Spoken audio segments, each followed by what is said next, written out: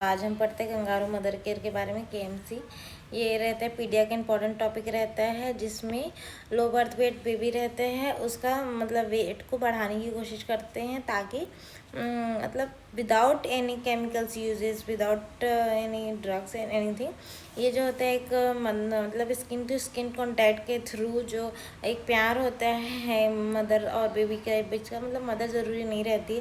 Kangaroo mother care बस इसलिए कहते हैं, जैसे कंगारू जो होता है अपने बच्चे को उसके जो डोमेन में एक अलग से लेयर्स रहती है, मतलब एक थैली टाइप से रहती है, उसमें रख के उस चीज़ को करता है, तो उसी तरह से कंगारू मदर केयर रहता है। Kangaroo mother care method of caring for preterm premature या low birth weight baby by keeping the baby in continuous skin to skin contact with the mother या other care giver just along with exclusive breast feeding whenever possible. It should be started as early as the baby is clinical stable and the current guidance and also support with very early initiation in many setting, मतलब बहुत सारे setting में इसमें क्या करते हैं, जो pre term रहते हैं प्री मैच्योर रहते हैं 2.5 kg रहता है, कम रहता है मतलब 1.8 है या 2 kg का है, ऐसे उनके बच्चे को उसकी मदर के द्वारा या फिर कोई भी और अदर केयर गिवर रहते हैं उनके द्वारा क्या करते हैं, ब्रेस्ट फीडिंग मतलब कराते हैं और स्किन मतलब उनकी छाती से रख के लगाए रहते हैं, जैसे कि ये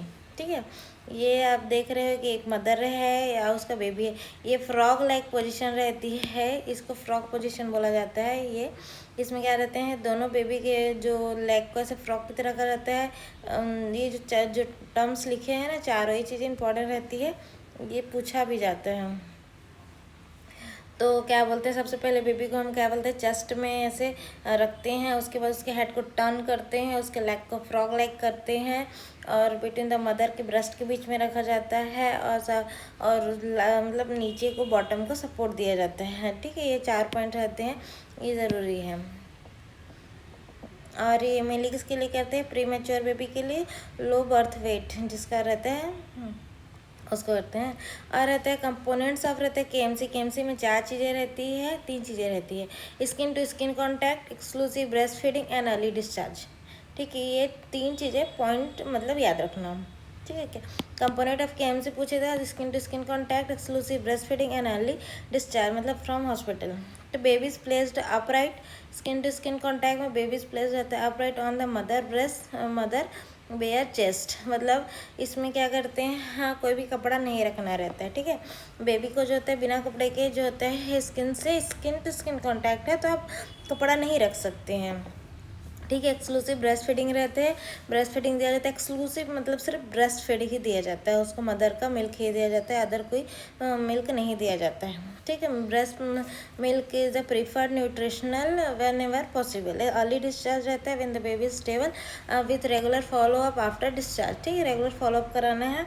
और ये जो होता है केएमसी जो होता है बहुत दिनों तक भी दे सकते हैं, और जो घर में भी आप दे सकते हैं। बाकी आप हॉस्पिटल में पहले जिसकी बेबी कब डिस्चार्ज करते हैं, जब वो थोड़ा स्टेबल हो जाता है, तो उतने में ठीक हो जाता है, कुछ दिनों में अगर करते हैं तो ये रियली हेल्पफुल भी रहता है। बेनिफिट क्या रहता है, मेंटेन द बेबी का बॉडी का टेम्परेचर रहता है, मेंटेन रहता है, प्रमोट होता है breast feeding with improve weight gain होता है, इसका रिड्यूस इन्फेक्शन मतलब वेट गेन होता है, रिड्यूस इन्फेक्शन एंड इलनेस होता है, इसमें improve heart rate, breathing, oxygen level रहते हैं, और इन्हेंस होता है मदर बेबी बॉन्ड का, है ना।